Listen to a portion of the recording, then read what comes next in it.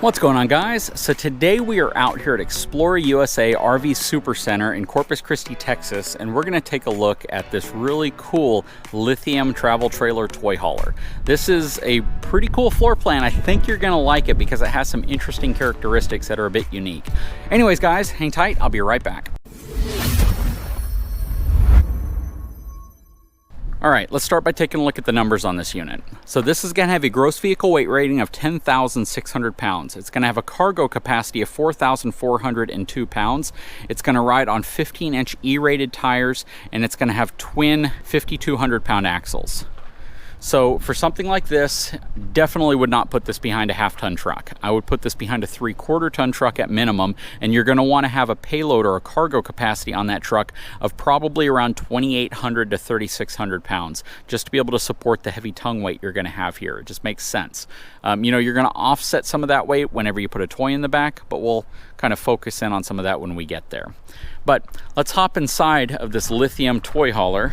A lot of people like to know more about these travel trailer bumper pull style toy haulers, and we'll go over this one, so see what you think. Going up the LCI solid step into this 2414 Lithium toy hauler. All right, not a lot to pan around when you walk into one of these because this is essentially your garage space, your living room space, your dining room space, and your kitchen all in one. But you can definitely see the trend towards lighter tones with darker accents has expanded into this type of RV floor plan as well. Very cool area here. You can see all of your D-ring connections and tie downs spread out through the floor. And keep in mind, though, because the kitchen expands off this wall about 2 feet, your ability to put wider toys in here might be limited because of that. But for the most part, you'd be able to fit most of your side-by-sides, golf carts, things like that inside of here. In terms of overall garage length on this unit, you have a pretty good size garage. Your tie downs end right about here, and right here you just have your heater duct vent right here, but there's no tie downs in this space. So in reality, with your axles being roughly right around here, you're going to want to try to load something up so it transfers as much weight over the axles as possible. You could easily put, again, some four-wheelers in here, some side-by-sides, things like that. You're probably limited to about 12 feet overall in terms of the length. You could get away with something a little bit longer. But again, just keep in mind, your tie-downs end at about the 10-foot mark here. So that's going to be part of your limiting factor. You do want to be cautious with how much stuff you do put in here, though, because, with a 4,400-pound cargo capacity, you put something rather heavy plus all your supplies, camping stuff, and everything in here, you can get to that cargo capacity very quickly. The back does fold down, and it does turn into kind of a back patio area, so a lot of people would get something like this just because the floor plan gives them the ability to have kind of an open air RV experience, even if you're not going to have a lot of toys. Even if it's just mountain bikes or small stuff, this is still desirable for people like that. This window is absolutely enormous. I mean, it is huge. It's probably 5.5 feet by about 4.5 feet tall. It's just one giant window and gives you a lot of light. Has a pleated blind. It would be nice if they put a blackout blind up above it. You have these really cool kind of seating areas that can either fold up against the wall if you're going to have a toy in here.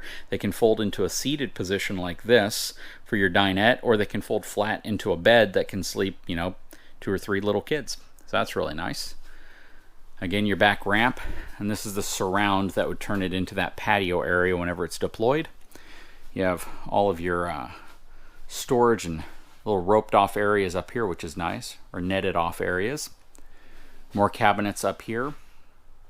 This is kind of interesting. So you have a little shelf right here. It's kind of concealed into the valance, which looks really nice. All linoleum flooring, no surprise considering the fact it's a toy hauler. Dual stainless steel basin sink, which is nice. And a 3-burner Suburban stove oven combination. Oven's kind of small, but it's certainly a good size for this size of RV. Furrion vent hood above it and a High Point compact microwave.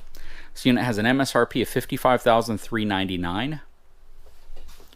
Because it's called the Lithium, you would assume it has lithium batteries. Maybe, maybe not. We'll see when we get outside. You have a couple drawers right there. Not a tremendous amount of kitchen storage. You have a bit of it, just not too much of it. have a nice little area right here. It would have been nice if they put maybe a bungee cord across it so you could put spices or whatever you want and kind of keep them from falling off if you're traveling. This has a Norcold gas electric refrigerator. You got a little bit more storage up here and a place to mount your TV. You have your power and cable there. Plus it has twin air conditioning units in this space. So that's kind of unique. You typically don't see that. You have a Coleman Mach system here and another Coleman Mach system here. That one's a direct fire unit, which means it doesn't go through the ducting, whereas this one goes through the ducting. You almost don't need it to be ducted, to be honest. You have your ventilation right here, and then you're going to have another one at the back corner right where those chairs are. You open that up if you have toys in here, so that fuel smell kind of gets ventilated out through cross ventilation. This is going to be for your air conditioning control. Stepping into the bathroom space, it has a plastic toilet. I was expecting porcelain, but it's plastic. You have your sink in here. Very, very compact shower tub area. Not too bad. I mean, we used this in our first RV and it works out just fine, but it is a little compact.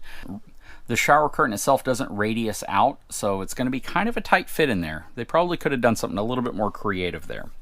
Nice medicine cabinet. Plastic sink basin on a, looks like a thermofoil style countertop. Place for your towels. There's no real storage in here for toiletries unless you get a little bit of space underneath there. But I think they could have made this bathroom a little bit different. It's a good sized medicine cabinet though, which is nice. You do have your electric vent up top. All right, coming in here, king size bed. That's really cool. This is a wide body travel trailer. You see a lot of the toy haulers that are on wide body, and that simply means instead of 8 feet, it's 8.5 feet. So you get extra 3 inches of space, and it really does show. I mean, because you shave 3 inches off each side, it's a lot tighter in here. Nice cabinetry all the way around. Really nice nightstand areas over here. Wireless charger right here. One on both sides, so that's nice. I was about to say, why would you put one on one side but not the other? But they do put them on both sides. Place to plug in your TV for cable and power. It's a nice bedroom overall, and I'm sure this bed lifts up so you have some storage underneath. Has a good amount of light that comes in here as well. I talk about that a lot. One way to see what an RV is going to be like at night with lights off, or during the day with lights off, is to close all the windows up, and or even to open them up and see how much light you have coming in, because some of these units can get rather dark, but this one's pretty nice. Anyways, let's step outside of this RV and see what it's all about. Okay, starting up front, we have a power front tongue jack, twin 20-pound propane cans, and you have power stabilization jacks on it as well, plus you have a spot for a couple batteries and your spare tires mounted in the A-frame, which is kind of interesting.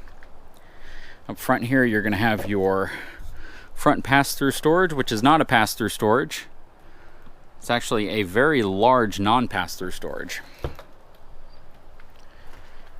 Here's your stabilization leg on this side. You have your LCI solid steps, your flip-out steps right there.